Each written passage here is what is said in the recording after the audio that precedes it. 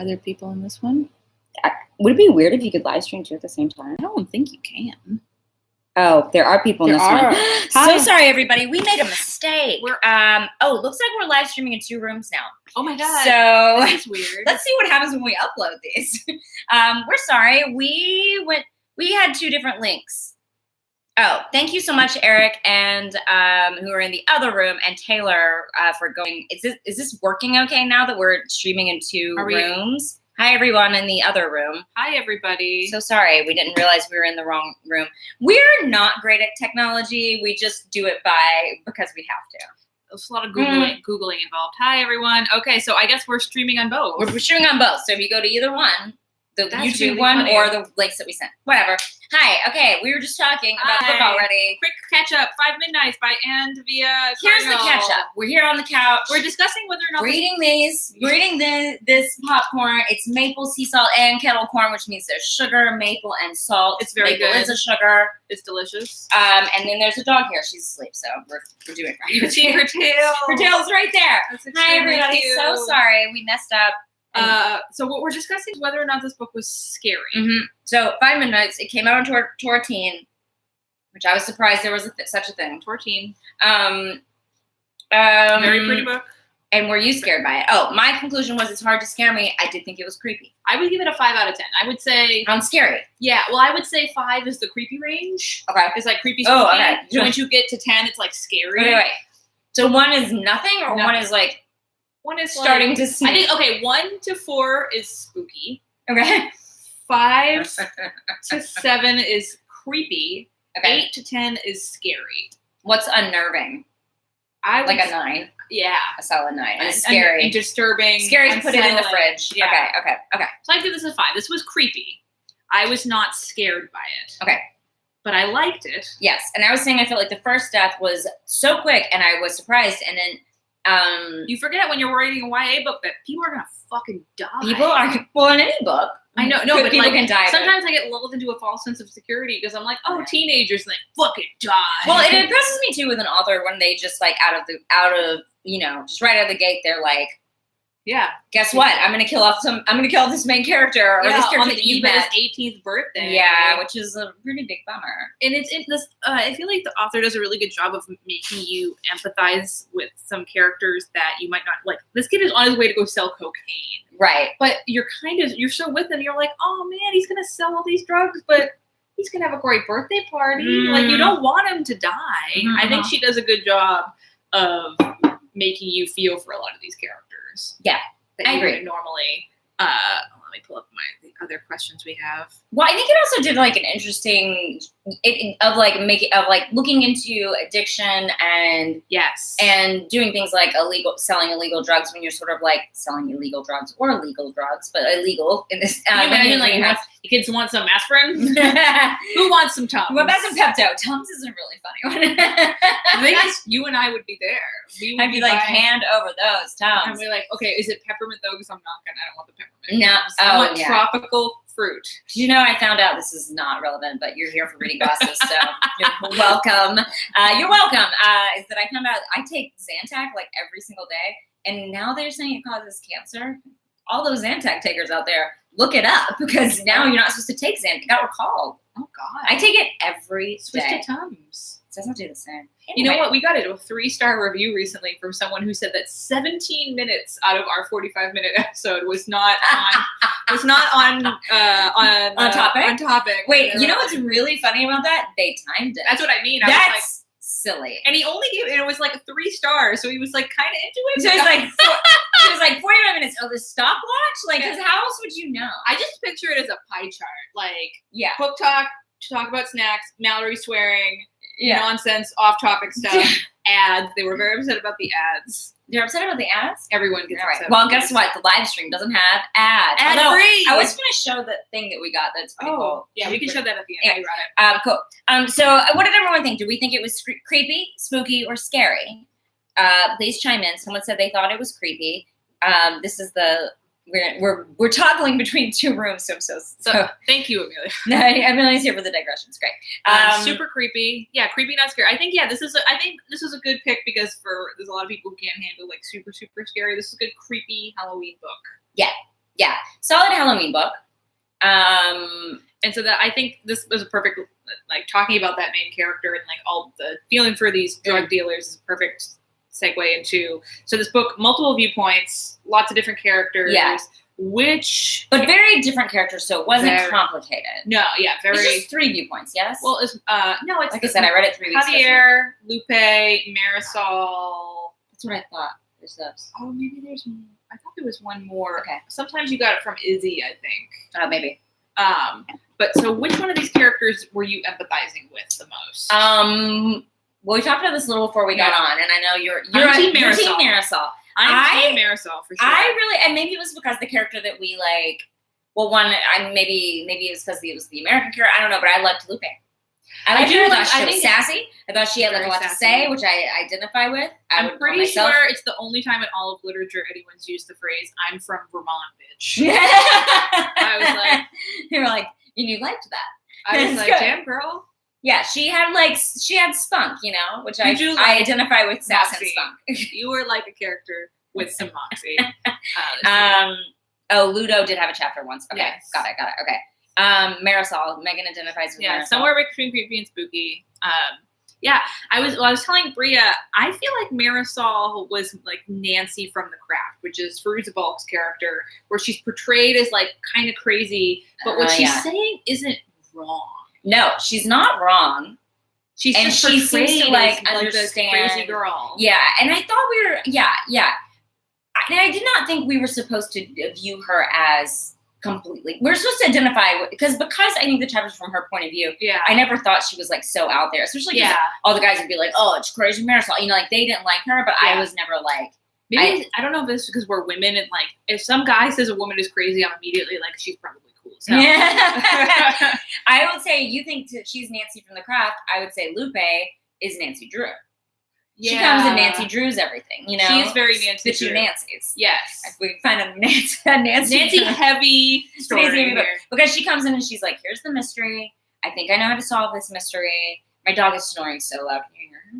Okay. I can't hear her. She was very cute, though. Yeah, she's very tired. She ate muffin mix raw last night. Not so gross. Like out of a box, like flour. She ate flour. I am imagining her eating out of a box now, like with a little spoon. No, but I came in and it was like the whole room smelled like muffin mix. It was so funny. But also she was miserable all day. How did she even get it? It was in John's bag for reasons that I John's smuggling muffin mix around.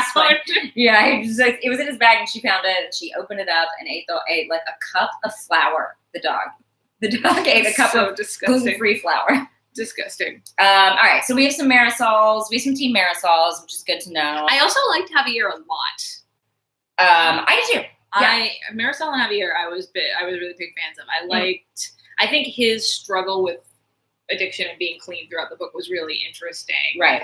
And I really felt for him, even though it's so like the romance in this book is so YA-y. Well, I was going to say, I added a question on here. I was like, how do we feel? Do we feel like it falls into YA tropes? How does it like differentiate from it? I loved the romance, as you can imagine. Yes. I was so into YA, the romance. where they see each other. No, at one point their legs touched on the bus, and I was like, I'm here for this leg touch. Like, I'm here for legs. I was so excited about it. I thought that they were very cute. I thought they were a good couple because they sort of like both brought their own thing. You love a bickering couple. I like a bickering couple, and I like that this gives you an insight into my own relationship. And then I like that they kind of taught each other something. Yeah. Where she's like, look, just because I'm from Vermont doesn't mean all these things. And he's like, look, not everyone in Puerto Rico is like this. So it was like they kind of like educated each other in this like kind of like fun, like playful way. And they touched those legs. And then they touched their legs, which was really cute. Well, it was like a nervous, like going somewhere together. Yeah. And I thought it was cute that he like went with her, like, the first time they ended up hanging out, like he was like, well, I'll just go with, she wouldn't get in the car with him. He's like, I'll go with you. I'll ride on the bus. I thought it was cute. I enjoyed. That was very cute. But it was very like, I love YA romances because they're so like, and then she walked into the room. Yeah. And I saw her eyes. Which was interesting because she had just left the apartment of like the hot singer. Yeah. The hot like guy in the band. I guess he's not in the band. It's like a pop star. He was a rapper. Yeah. And reggaeton. I don't know what that is. I feel like an old person. I was like, what's reggaeton? You do know what reggaeton is. It's you've heard. There's some popular reggaeton songs that I'm not going to be able to remember right now because I have a bad memory. You can look it up and you'll find some. There was some that got popular in the early 2000s, late 90s, they broke through pop culture and were like. Maybe popular, I would like reggaeton if it was about songs about like monsters, like El Cuco. I'm down for that. If someone was singing about like rapping about the Loch Ness Monster, I would be extremely into that. I guarantee you, there's someone out there rapping about the Loch Ness Monster. I'm gonna find out. I bet you could find that, listeners. You can definitely find that. So we have a lot of people who Javier is their favorite. Yep. Javier. Wow. Okay. Team Javier. Wow. Okay. Kelsey didn't think Lupe. She was supposed to be feminist, but she didn't think so. Okay, I'm glad somebody brought that up because to me, yes, her feminism is very problematic, but it felt very like 16-year-old girl feminism to me. I think she actually did a very good job of like writing a girl who wants to be a feminist but doesn't understand it. Sure. Okay. But really wants to think of herself as a feminist. But I feel like at 16, Moxie is a certain amount of feminism because yeah, especially growing up in way, Vermont where there's like not a lot of exposure to things. I say this as I'm from a New Englander. I can say this. I've been to Vermont many times. But I think she did a very good job of like, she just doesn't fully understand the tenets of feminism. So, but it's important to her, but she doesn't really get it yet. So she's just like, was there actual discussions of feminism?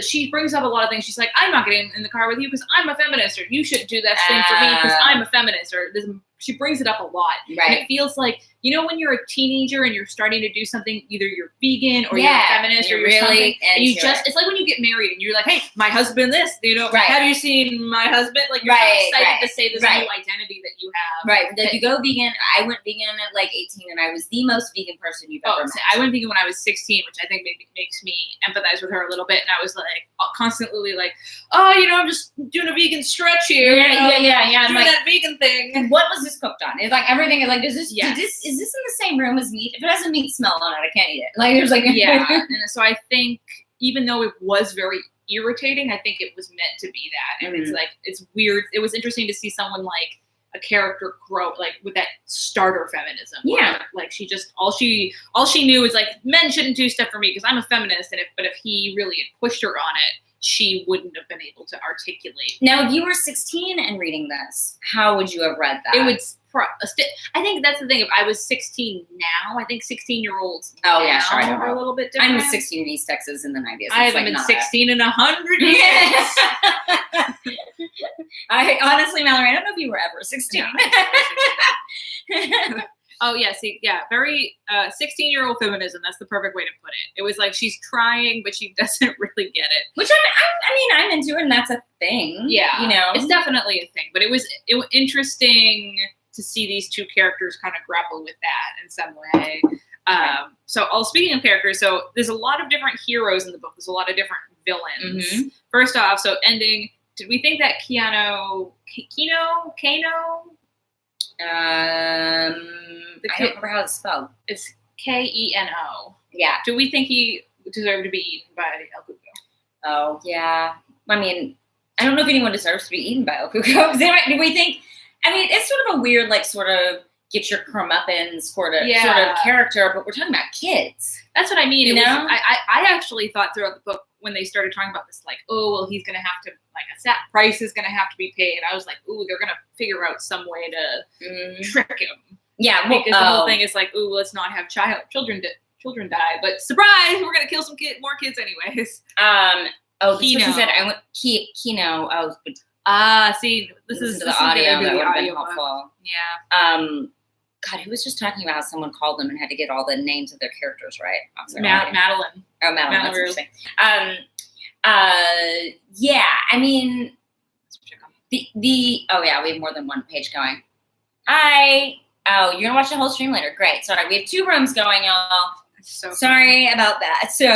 But stay in the room you're in if you want. We're reading comments on both. What was the question? Did he deserve to die? Well, that's it. I mean, I think I was going to bring about. It's an interesting, like folklore evil spirit guy because he I did like this monster. I did too. And were you familiar with it before the book? No, I've never heard of it. I'm not familiar with a lot of like Puerto Rican mythology. I was gonna say the dog just fell off the couch. She's trying to eat these.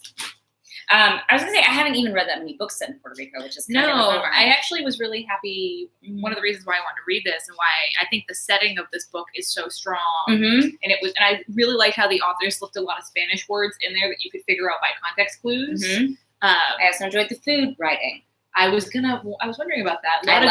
I was like, this book is making me hungry. It's making me hungry. It has a lot of food writing. It also just talks about like Puerto Rico is definitely like a central character of the. Yes, for sure. I would definitely read more books that were like this because it colors the stories. I mean, obviously, besides the fact that El Cuckoo is like a Puerto Rican monster, I think that this would be a completely different story set somewhere else because what's happening to Puerto Rico is so woven into all of this that was probably one of my favorite parts of the book. Yeah. Okay. So, do you think Kino deserved to die? I guess. I like Kino. Wait. Did someone tell us how to? Yeah. Oh, it's Keno. Keno. Kenno. Like Keno. I like that Kelsey said if anyone had to die, she'd prefer to be Keno. Yeah, wasn't he kind of like the ringleader of the gang? It makes the most sense that he was killed if you consider the amount of pain he caused. Yeah. Yeah, and he was a jerk. Yeah, and he was going to shoot them, so yeah, fine. Yeah. I mean, I feel bad for the other guys who died. Yes. What about particularly, I want to see the second one. Izzy? The one who was like getting clean? No, the one that was like helping out. Was that the first one? No. Helping out at the he was helping. I'm sorry, helping like rob the store. Oh, Meno. Maybe. Yeah. Sorry, I don't know the name. I apologize. I'm just very bad with names, and I read it a while ago. Yes. When he shoots the guy and then he died. Yes. Yeah, that made me really sad. But especially because he had anxiety, and I was like, "Oh, buddy." Yeah. Izzy was one of the characters I think I liked the best. I know we didn't have a POV with Izzy, but I like that they found Izzy. Sorry, I'm helping my dog back on the couch. I like they found Izzy at the I found him at the art museum. Yeah, like it was like made me like really like him. And then you got like a little insight into Izzy's life, and Izzy also seemed like really like Lupe, and like just like this like. And nice that was the thing that was bummer is it's interesting to see this book showed so many different phases of addiction. Like that's interesting. I hadn't thought about the different characters sort of represent the different ones that some of them are actively using. Izzy was like 3 weeks clean, I think. Javier, it was 2 years clean, and to see how the power it has over you in all of these different phases, I think was very interesting. Yeah, Taylor says Izzy's death broke. Oh, Memo. You're right. It was Memo. What about the mothers? Oh, like what? What? Are they heroes or villains? I mean, I don't think they're either. Obviously, I think they're very shades of gray because they in a good way. In a very good way. It's very interesting to see how they did this thing when these kids were young, which I get. I get the you keep doing bad stuff. I'm going to curse you with a giant ancient monster, and you're going to get eaten. Yeah, and it's gonna keep you from doing drugs and doing all these horrible things that you can get into. Technique. That old thing. Just call an old demon. Just open your tome. I neither one of us are parents, but I'm pretty sure that's how it's done. Yeah. And then you call up an old demon. You make sure you're like, look, if my son does anything wrong, I pull a rickety ancient cursed book off of my shelf and like blow all the dust off. Make sure I have been doing Latin and Duolingo. So if you need me to curse, listen, I saw that on your Twitter and I chose not to respond. I'm just doing it for 44 days straight. 44 days of Duolingo Latin. That's what I took in high school. They offered Latin at your high school? You never know when you're going to have to fight an ancient demon, Brea. You never know when a dead language is going to come back and just be popularized again. You never know.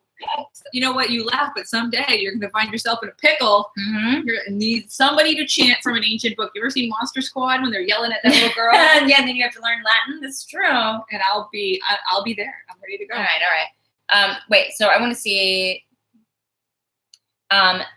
Megan said, "I thought that he never had intentions to better himself, so that's what Okuko could get." Interesting. Yeah. That's interesting.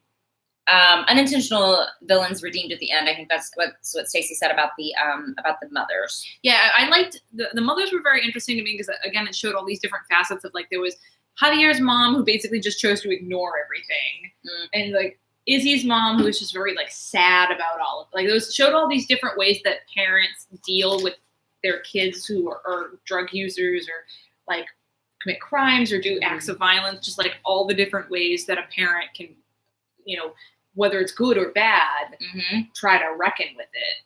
Yeah, Kelsey makes a good point, which I felt like the same. It felt like El Cuco was making judgments based on any past bad decision.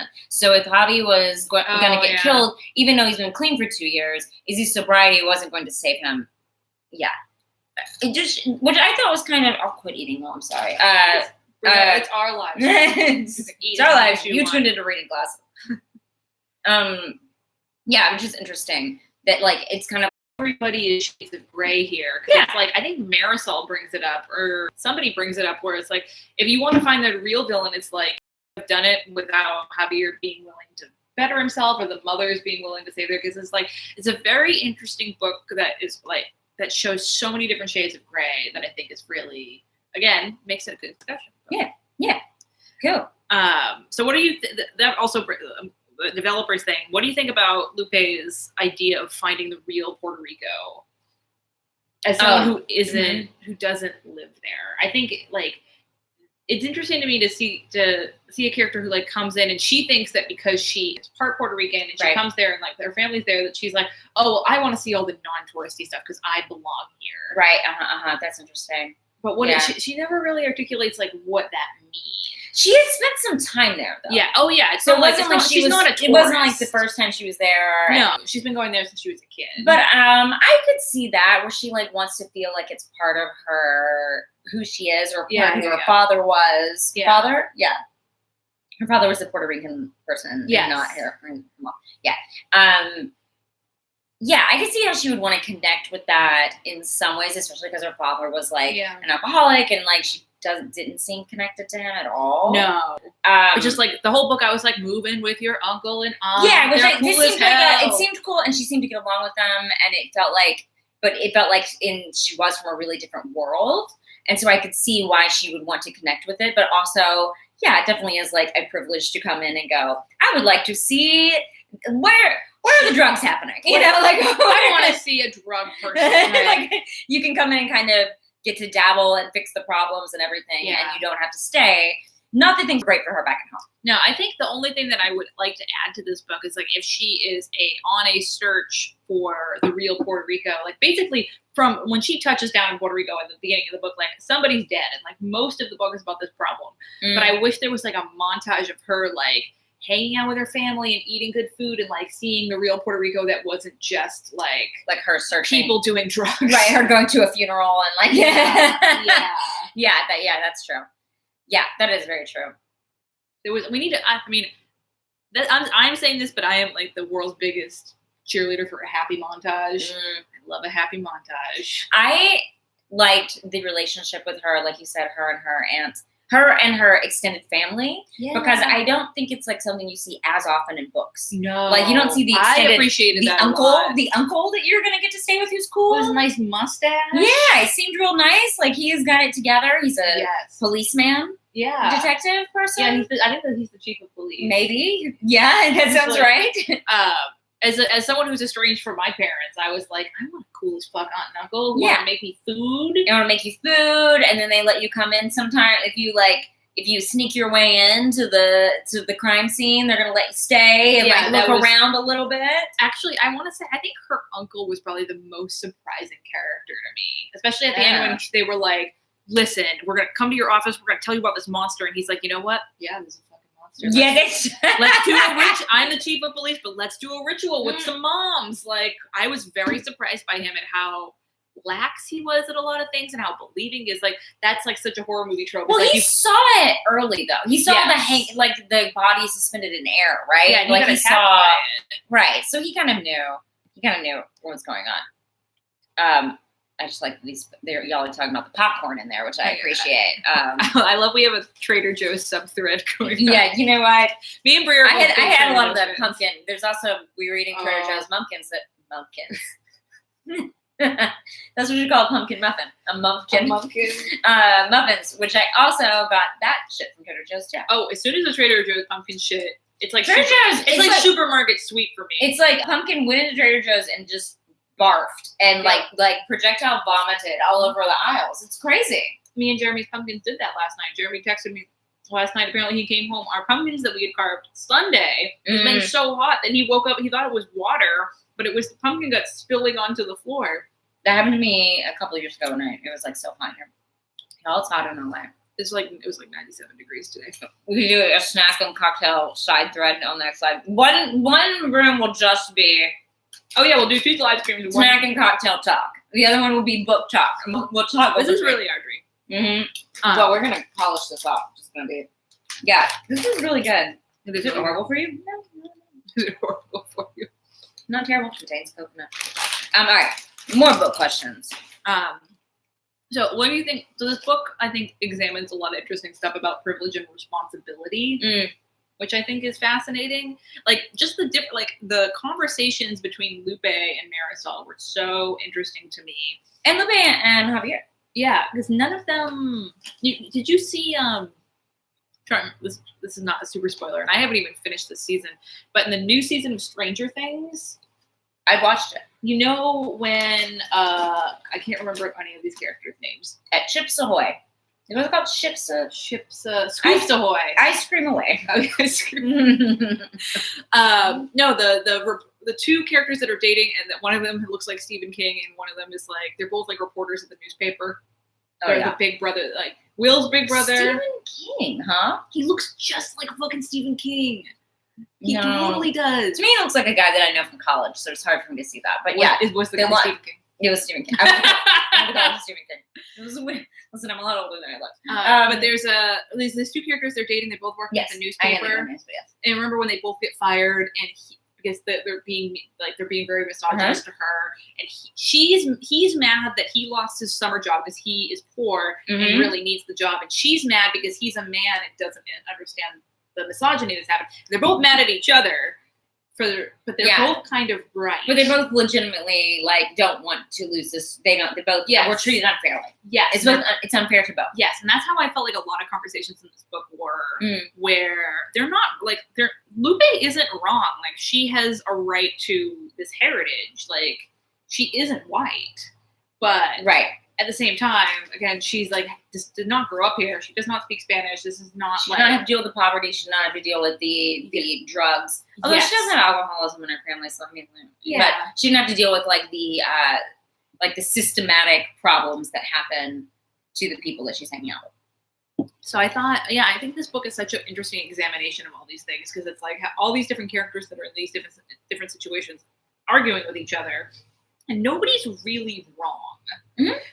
Actually, when we first meet, when Lupe and Marisol first meet, and Lupe's trying to barge into the funeral, I was totally on Marisol's side. I was like, lady, this is a dead kid in there. Yeah, don't barge into that funeral. Stay outside. I know you're Nancy Drew, but come on, Nancy Drew would find a better way to do that. I would be wicked mad. Yeah. But I think it told us a lot about Lupe, right? Yes. I think it was I think it's Lupe is the kind of person who's not. She's not going to take it sitting down. No, I just imagine her with a big cigar, and she's like, "Listen here." Yeah, she's going to burst through the doors of the funeral, and so we got to see her that she has we were saying Moxie, and it's just she just has a lot of. She's got a lot of spunk. Oh, it's fun, but a lot of energy, and maybe some of it is misplaced. But we get to kind of see it happen. We see that actually she's very self-aware about that because she's constantly saying things and then going, "Oh fuck, that's not really what I meant to say," which is what a 16-year-old is like. Yeah, if you ask me. Yeah. I mean, I feel like it's a very well-written 16-year-old. Yeah, I think all of these kids are very well-written. Well-written characters, well-written romance. Well-written 16-year-old romance. I'm going to come back to it a few times. I'm going to tell John to just touch your leg. Come over and do a nice little accidental leg touch. Sit on the bus together. Very romantic. So at the end, when El Cuco is showing Javier, taking him, he basically takes him on this nightmarish mental trip. Here's all the times where you did shitty stuff. Yeah, it's a very Ebenezer Scrooge situation. Oh, actually, El Cuco is not unlike the Ghost of Christmas Future. This Christmas past. Yeah. Which one showed him the shitty stuff we did? Past. Yeah. Because Future, they just show him a grave. Yeah. Is that what the Ghost of Christmas Future does? He takes him to a grave? Yeah. It goes, in present, they're like, he doesn't there's talk, Tiny and he's Tim. like, whoa. And then the past, it's like, this is all the times you were a mean guy. Yeah, and she shows him his fiance that he didn't have time for. Yeah. He does get to go to Fezziwig's party, though. Wow, you remember way more about that. Well, I'm actually watching legitimately the best thinking of the version. Scrooge McDuck version. I was thinking of the Muppets Christmas Carol. Oh, that's a good one, and too. you see Fozziwig's party, and all the Muppets are having a time. Oh, so good. Wonderful film. Anyway, I was thinking about what El Cuco would show me. Oh, what would he show you? Like all the... Is El Cuco a he? I think this is a man thing to do. What's El Cuco's gender identity? Yeah, so because he's basically taking Javier back through all these times where bad choices that he made affected a lot of people. And I've never gotten anyone addicted to hard drugs. Well, I was like, that you know of. that I know of. I wonder if maybe it was like, I don't know. Mallory had them put a photo of the guy who works at the front desk of our gym. He's in the Me Undies ads, and she had him put a photo of it up at the gym. I did not have them do it. Me and Brea go to the same gym, and we're both friends with the guy who works at the front counter. One of the guys who works at the front counter, and he's an actor, and he does underwear modeling. And I have bought Me Undies before, and I was on Facebook doing reading glasses stuff, and an ad popped up, and it was Chance. And I was like, oh my God, I took a picture of it, and I brought it to the gym the next day and showed everybody. And the guy, Manfred, the other guy who works at the front desk, found it himself on Facebook, printed it out. And now that guy's addicted to hard drugs. 10 years from now, Chance will go back and see me. It's like, it's you on Facebook. I'm what led to his ruin. I think he's actually pretty proud of that underwear ad. It's a good picture of him. No, it's a good ad. It's a good ad. I was just saying that's something you could have done that could have taken so hard drugs. Yeah, I don't think I've ever gotten anyone. But how would you know? I mean, look, I guess some people know if they've gotten someone addicted to hard drugs. If you're like, here, have drugs. But that's interesting, though. I wonder if part of what El Cuco is you don't even know those moments in your life that have affected other people. Oh, I think. So you don't think he knew it when he was watching them? No, I don't think he would have been able to. Like, if you walked up to Javier and was like, okay, name the 3 moments in your life where you fucked up really bad. I don't think he would have even been able to choose those ones. I feel like I could choose 3 moments in my life where I fucked up pretty bad, though. Enough that you, like, affected people in that way? To make them do drugs? Not necessarily drugs, but, like, I'm trying to think of, I don't know. I guess. I mean, I think we know something. I mean, I would hope that we all are self-reflective enough to where we can go, that was not a great choice I had. But that is made like a lot of people, probably affected a lot of people. Like, what a great type of monster, though. Like, that's some nightmare. It's the Ghost of Christmas Past type monster. For being a shitty person. But then you die. So it's just like, I'm going to flash the worst parts of your life before your eyes. It's like the opposite of when you, like, take an animal to be put to sleep and you bring them through the drive-thru of McDonald's to get them a cheeseburger before they go. But instead of doing that, El Cuco takes you to get you a cheeseburger from hell and shows you all the worst parts of your life, and then he kills you. You're waking up the dog. Sorry. The dog hates it. Say hi, birthday. Oh, look how red her little chest is because she ate a bunch of stuff she wasn't supposed to eat. Yeah, well, that's why we don't eat grit. Yeah, that's why we don't eat grit. What other questions do we have? So in what way? Oh, this is your question. In what ways did this feel like a YA book, and what did I feel like some of the we talked about that because I feel like I was just like I liked romance, which felt like in a fun YA way to me. You realize Melanie came in the one who initiated the whole 13th birthday campaign. But then there are a lot of ways. I feel like YA. I mean, I guess I do read quite a few YA books, but not as many maybe this year as last year. Don't know why. Yeah. Just a random reason. But I would say YA. I don't read as much addiction stuff in YA. Yeah, and I think there's no reason for that. I'm sure there are more addiction. I'm sure based books. Does she smell bad, or are you hating that smell? No. Okay. I mean, she smells like a dog. Yeah. I gave her a bath last night. You know what? It's hard being an old dog. It's hard being an old dog. Yeah.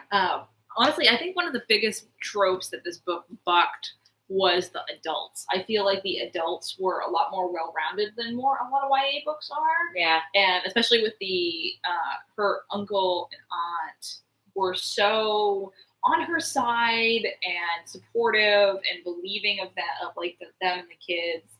And I don't know if maybe that's just Puerto Rican culture of like I see what you're saying. Interfamily relationships are different. Yeah, I see what you're saying. Because in a lot of, and this is kind of a YA trope, but it's like, it's the parents just don't understand thing. Yeah, or like it's like at the climax of the book, it's like, oh, we're gonna go to the cops, or oh, we're gonna go talk to my mom finally. You're grounded.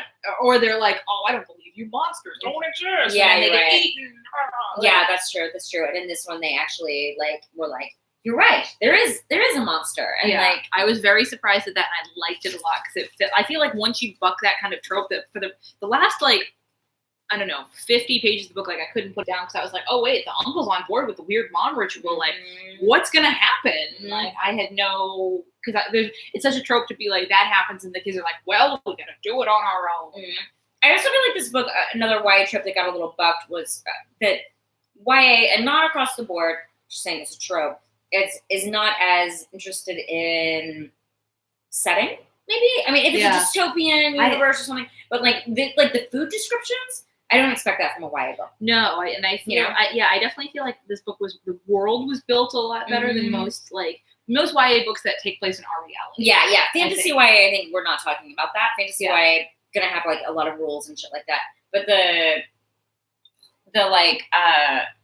world building of Puerto Rico was really good though. Yeah. I really felt like it was really well rounded. Yes, it was. Like from setting. In all senses, like there was a lot about food, but there was also like this, like she always described the smells and like what everything, like the sounds that were happening. And don't you think it's because YA books generally are about the relationships? Yeah. So it's just about like how it's just about your heart throbbing, or about this relationship with this friend, or what was it? The freckles dusted like cinnamon across, like.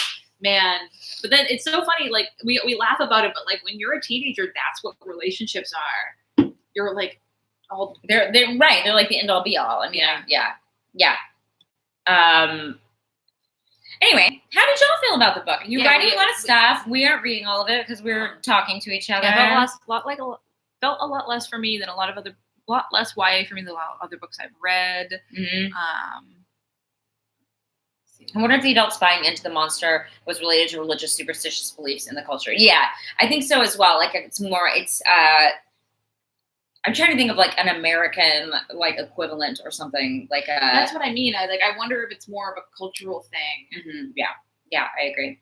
And if you all have any other questions, feel free to put them down. We've got a little over 10 question minutes. time. Yeah, it's question. It's question time. We do want to show you something though. Oh yeah, well we can bring that up at the end. Oh, I don't want to get people too excited. It's not like I have a kitten over here. No, it's not that exciting, but it is a book. Well,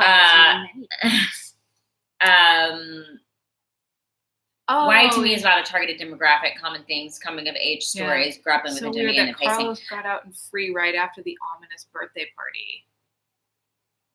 I'm trying to remember the ominous birthday party, like where they did the ritual. Kelsey, remind us. Carlos. Hold on. Oh, I've been wanting to read With the Fire on High. That's been on my book list. It's like it came out this year, I think, and the cover's really cool. Carlos was Papi Gringo. Oh, Carlos was Papi Gringo. Yeah, it's confusing. That's right. He was a very interesting character. I liked that at first I was like, oh, she's going to have a relationship with this guy, but then it wasn't with him, and he was just about having a lady around for his image. Yeah. But he was like aware of it. He was an interesting pop star. Yeah, well, I actually think it's really interesting that he was the only one who never got into drugs, but he was the only one who had that much power and money. Yeah, that's true. So he was really in his own world anyways. Did he? And I mean hard drugs like heroin. Yeah. Who knows what else that he might have been doing. Right, yeah. I'd love to hear y'all's other YA suggestions for the year. He did deal with a demon. Have you read any other YA books this year that you would say were like high on your list? I can look at my book buddy and show you can. Live book buddying. Because I haven't read a ton of YA this year. I feel like I haven't. Oh, I read A.S. King's Dig, which is actually one of my favorite books of the year. I'm pretty sure. Oh wow. I've been reading a lot of middle grade. Secret Commonwealth is technically. Oh no, actually, I don't know if that's YA or not. Bria's getting to see my secret. I'm looking at all of her real rating system. I'm looking at her real rating system. You should read this book. Sawkill Girls, I read. That's YA. Oh, is it? Sarah Gailey's When We Were Magic is YA. Mm-hmm. Wilder Girls by Rory Powers, YA. Anything with girls in it, it's automatically a YA. A lot of girl books. Oh, Internment. Yeah, that's one on my list as well. Internment. That's I've heard. Yeah, actually, that's Eric Smith, past guest of the show. That's one of his clients. That's right. You talked about it on the show. I don't think the remaking is YA. Frankly in Love. Oh, Rain and Delilah's Midnight Matinee by Jeff Zentner. I read. That was good. I really liked that one. Oh, yeah, I think you talked about it on the show. Yeah, I think I've read a decent amount of YA this year. Hazelwood by Melissa Albert. I read. Came out last year, I think. Yeah. Belly Up by Evideros. I mean, what is interesting about? I guess the main characters were all teenagers, but I do think because the uncle played such a big role. Yeah. Well, I think I would have read chapters from his point of view. You know what? I would totally have loved more like this whole book from Marisol's perspective. Agreed. Every time they went to her perspective, I was interested. Yes, just because I think it almost felt like the author was really trying to set her up as a red herring. Yeah, for sure. Like trying to make people think that she was the villain. Yeah, she seemed like she was gonna be playing some sort of role in it. Yes, I also really liked that every time Lupe got threatening text, she was like, "Yeah, motherfucker, you're gonna bring it." Like she was so spunky. Yeah, I wish everyone could see Birthday's nail, like her manicure. And what is she doing? She's trying to jump off. Oh yeah, I love the Charlotte Holmes series. Actually, I'm a big fan of the Charlotte Holmes series. We can try to get her on the show. A book can definitely have a teen hero character and not be considered YA. YA is about who's reading it, not about who's in the book. I actually think that if it has a teen character, main character, it's supposed to be defined as YA. Really? Mm-hmm. It's like the main character. Did we do an episode on this? We did, and I think that's Brazos who told me that if that's the only way you define it is if the main character is a teen. Kelsey, the threatening texts were from Kino. They were not from Marisol. They were? Yeah. It was like it was revealed right at the end when there was a lot of other stuff going on. Kino has done a lot of stuff. You know what? I'm gonna look this up right now as we are talking. We should probably wrap this up though. Yes. This room has more time than the other room. Okay, hold on. Yeah, this room is. Does anyone have any other questions before we leave? And before we show you this thing. We're going to show you a thing. Young adult definition. Young adult. You're just defining what a young adult is right now. No, intended or suitable for adolescents, especially those in mid-late teens. But I think a big part of it is having characters that. Yeah. But I think it doesn't necessarily have to be. Yeah. Anyone was like, what text? Oh, you're right. Marisol was like, what text? Yes. Mm-hmm. Okay. So we're gonna show you folks. We got something cool in the mail. This is a new sponsor that we have, and we wanted to show. But it's so cool. We have to show you. I want to show you. It's a short story advent calendar for the 25 days of Christmas. So leading up to Christmas, you get a little tiny short story. It says 25. Should I break the seal? I broke one of mine, and then I immediately regretted it because I was like, well, first of all, what if I want to read these? For the what if I want to give this? Second of all, what if I want to give this as a gift because it's so pretty? Maybe I should give it as a gift. But it's like you open it up and each. See how many pages. There's 25. Is it advent calendar 25? Oh, it's yes. First, so this short story is only 7 pages, but it's like and look how cool it is. So there's they're all really short, and you can pull them out, and everyone has a little number on it. It's so cute, and we both got them in the mail, and we both were just freaking out about how cute they are. They are adorable. I think these would make really good gifts. I don't know which. Literally, just go to shortstoryadventcalendar.com. There will be a. Don't go yet because we don't have our reading glasses thingy. Yeah, there'll be a code for it on this coming week, so you can see it. But it's so cute. It's such a good gift. It's really great. adorable. Christmas gift. Although you'd have to give it to them when December started. Yeah, or they can do it the next year. But yeah, I just feel like buy it early. Or buy it for yourself. A good gift for like a young reader too, because it's 7 pages. I mean, I don't know if it's like whatever, but I think these are for adults though. Yeah, but I'm just saying like, I mean like a teenager or something, like somebody who wants to read. They're definitely Christmas stories though. I'm reading it without opening it, and there's definitely a Christmas shit. It says Christmas? Yeah. You like see little elves crawling around in there? Yeah, there's like a bunch of sparkles burst out. Anyway, super cute. A great Thanksgiving gift, if you will. Yes. But yeah, we'll be talking about that on the show. We both were just really impressed with the packaging and stuff.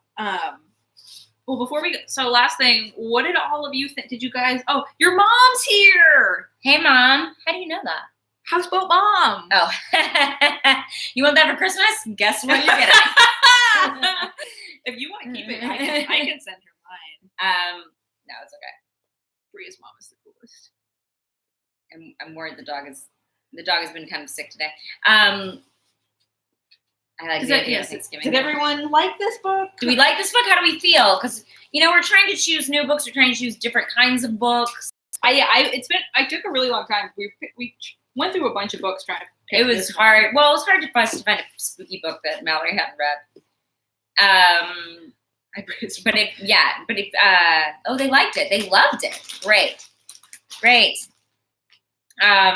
Little did they know this whole time we had a celebrity in the room. Celebrity right in the chat room. Because we want to choose more books and do more stuff like this. Yeah, it's really fun for us, and we like to hear your feedback. This person liked it. To Yourself by Lupe. Not a fan of the romance. Come on. No leg. We don't pick many books with romance in them. Actually, I would say a steamy book club. Oh my god, that's we know some people who've done steamy book clubs. Yeah, but yeah, ooh, good food descriptions after dark and food descriptions. Kelsey enjoyed it. People who are wimps. Yes, I made sure to I did a lot of research and I made sure this book wasn't terrifying, but it was creepy. Yeah, I think it was like appropriately like a weenie can handle it. Yeah, it wasn't terrible. Again, I read it during the day, so it was hard for me to. I should have waited until nighttime. Reading more, wanting to build up to reading more horror. Cool. Author's writing a sequel. Okay, I will read it. Great. More food descriptions. Maybe we need to do a food related book. People like these food descriptions. It's sort of like we could do like some kind of. We could find the next sourdough. Yeah, like a food. Yeah, that's good. A magical realism sort of food book. Yeah, it's good. Yeah, and then I won't be allowed. You can leave that discussion. Okay, because I can't talk about my food. Kate had to teach me how to make soup the other day. Did you know put it in the microwave? Burners on the stove are different sizes? Yeah, but it's not like so important unless you're not for heating up soup. I didn't know you had to keep stirring it. Well, you'll probably be okay if you didn't. What was the kind of soup? It was just like carrot soup. Carrot? Yeah, like Trader Joe's sell, This is not an after Trader Joe's. We should get Mr. Trader Joe's comes on. He's like, "You're a carrot." Can I bring up a bone I have to pick with Trader Joe's? Go on. It is. Don't think they're gonna care. They're doing fine. It is bullshit that we have to compete with the Trader Joe's podcast. They're in the art section, and they're always like in the top chart. We have to compete with Trader Joe's. We shouldn't be. What the fuck do they talk about on the Trader Joe's podcast? I don't know, and now I don't want to listen because I don't want to give their numbers anymore. But they're in the art section, and I'm going to listen and I'll follow up about this because I'm curious. Wow, they should be in a different category. They do what is that thing called? Frequent Flyer? It must be the Frequent Flyer. It's not Frequent Flyer. It's called something Flyer. Something else. Flyer. No, it's the Frequent Flyer. Yeah. Fearless Flyer. Fearless Flyer. You're right. Yeah. Okay. That's interesting. So they just are like, today we got like 4,000 pumpkin things. Have you had that pumpkin mix? Is it just them revealing food? What else would it be? It's not going to be like, I saw Miss Johnson in the store on Hyperion. Like it can't be like news. Like what other news is there besides food? Maybe it's for other Trader Joe's employees. You know what's sad? I follow no less than 3 Trader Joe's Instagram accounts. Fan Instagram accounts. One's for vegan food, one's regular food. Why do you follow the regular food one? Just to see what's the deal. I don't know. I just what if they have something vegan that the vegan one didn't cover? A lot of bars. Well, the thing about the Trader Joe's switches it up so much that I'm like, if there's something. I do like checking that end cap. It's like the new Yeah, stuff. I'm into that end cap. I'm like, what's going to be here? Is it going to make it to the regular aisle, the regular cap, the non-cap? What's going to happen? Yeah, this is the part of we sometimes Brea edits a lot of this out of reading class. Yeah, I will do. say. This is what it would be like if you just. We should see if we can get the Trader Joe's podcast people on reading. Oh, classes. this is a great idea. Or they just read the Fearless Flyer. Like, they're just like, every day I read be so weird. Okay. Okay, I gotta go eat dinner. That I'm not Jeremy is making for me because again, It's not. I can't make soup. Not wow. Huh. But here's the thing about soup, you don't have to make it. You I can know. literally just But then eat it out of the can if you wanted to. You don't have to I'm make not having cold soup. Okay. But you're just gonna heat it up. But now I know you have to stir it. Well, what would happen to before? Have you never had soup? Like, I'm gonna backtrack. Hold on. Have you had soup before this moment in your life? I don't think I've ever actually Never made soup on a at home. stove. We don't have a microwave. That's fine.